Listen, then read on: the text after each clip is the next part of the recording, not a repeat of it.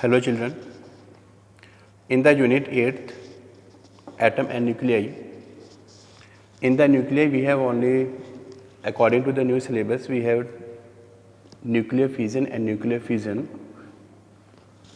and the rest topics are deleted. So what is nuclear fission here? The phenomena of a splitting of a heaviest nucleus into two or more lighter nucleus is called nuclear fission. Uranium-239 plus 0N1. This 0N1, this is known as thermal neutron. Neutron react करेगा uranium से, uranium को unstable करेगा, then uranium nucleus convert होगा barium and krypton. Uranium atomic mass 235, barium and krypton atomic mass 141 and 92. This is a heavy nucleus. Barium and krypton are lighter nucleus. These are the intermediate elements. Plus 3 neutrons are produced, plus large amount of energy. This is Q. This is called large amount of energy will be produced. Now we can calculate the energy produced in the nuclear fission. Now we can find the mass defect. Mass defect is the difference between the reactant and the mass of the product. Mass of the reactant is more as compared to the mass of the product, so mass defect is 0.2153. Now energy released in one atomic mass unit is 931, so total energy released in one fission, that is approximate 200 MeV. Now nuclear fission reaction, it is a chain reaction because whenever one neutron strike to the uranium-235, then barium krypton and 3 neutrons are produced, 0N1, 0N1 and 0N1. Here one neutron produces 3 neutrons. This one neutron will strike to the uranium-235 again, and it will produce 3 neutrons.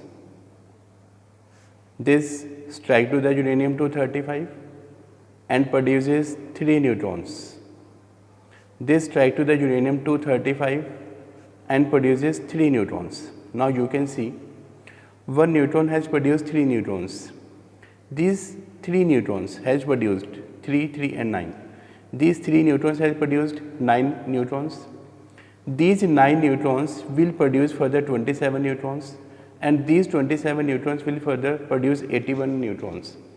These neutrons are available to take place the nuclear fission reaction. Now we can see that in one fission reaction energy release is 200 MeV, and if large number of neutrons are produced and they carry out the chain reaction, then we can see that more than 200 MeV energy will be produced. So this is known as nuclear chain reaction.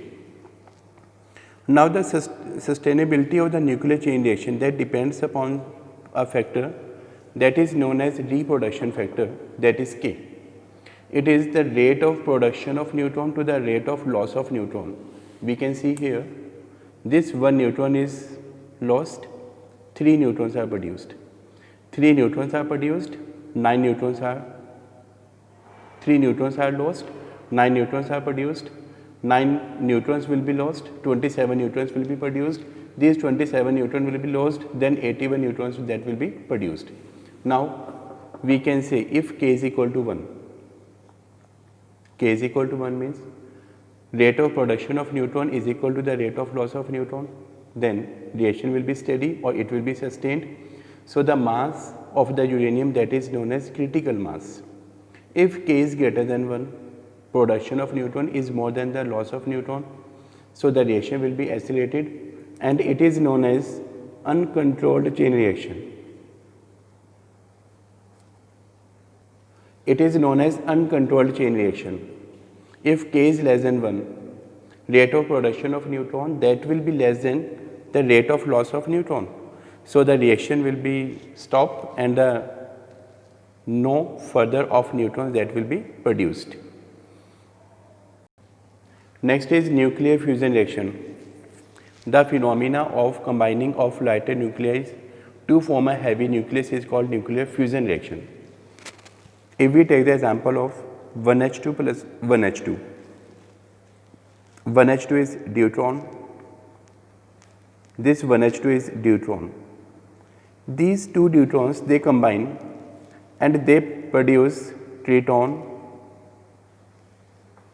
and proton, plus large amount of energy will be produced. So in the nuclear fission reaction, these two lighter nucleus, they will combine and they will produce triton and proton, plus large amount of energy will be produced.